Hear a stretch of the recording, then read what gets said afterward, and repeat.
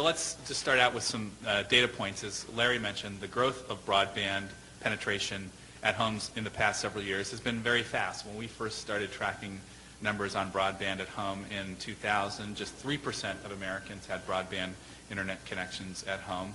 Our latest data shows that 47% of Americans have a broadband internet connection at home. So that's been a very quick growth rate over the past several years.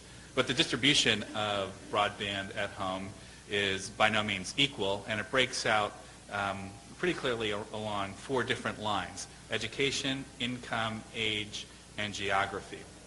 And just starting with education, a nice dividing line on education is whether you've been to college or not. About half the population has a high school education or less.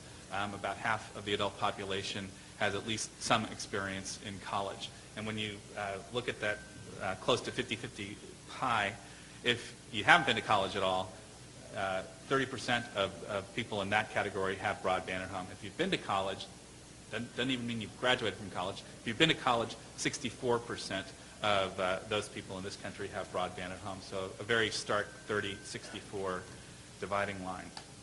Age, it's no big secret that broadband is a young person's game. If you're over the age of 65, you just have about a 1 in 7 chance of having broadband at home. Just 15% of senior citizens have broadband at home. If you're under the age of 30, close to 2/3 of people under the age of 30 have broadband at home. And probably close to 75 or 80% of those people have broadband access either at home or work. And finally, geography. I won't touch on education, or rather income. There's unsurprisingly a strong correlation between income and access to broadband.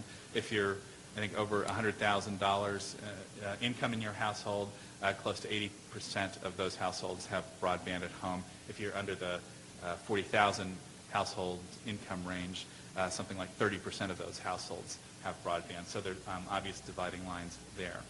The rural, non-rural divide in this country is a persistent divide that we've tracked at the Pew Internet Project.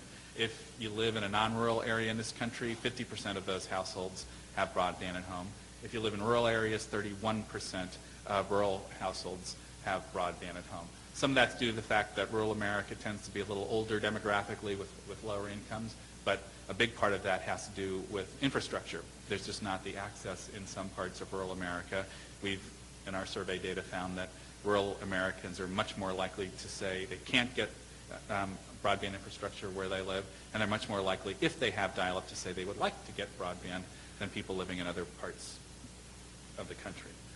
Interestingly, race does not play a big role in the divides that we see in broadband access. In our latest data from February 2007, we found that 40% of African Americans have broadband at home versus the 47% average, and that's mostly a phenomenon, part of the phenomenon that African Americans have on average lower levels of income and educational attainment in this country. It wasn't always the case in our data that there was no race-based divide, but we found a turn in that over the past year or so in our data.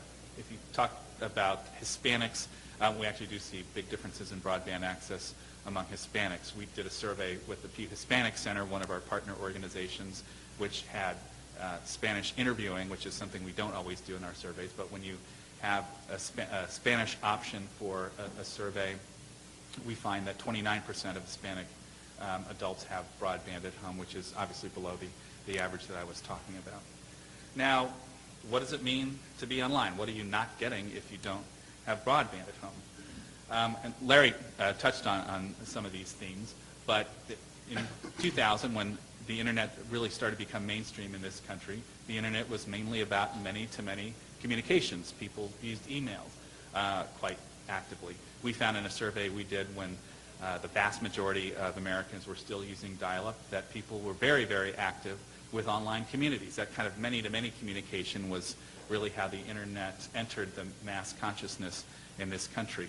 Within just the past couple of years, and Larry touched on YouTube, the internet's not just about access to many-to-many communication, it's access to many-to-many participation online. If you have an internet connection these days, a broadband connection at home, you're able to post content on the internet.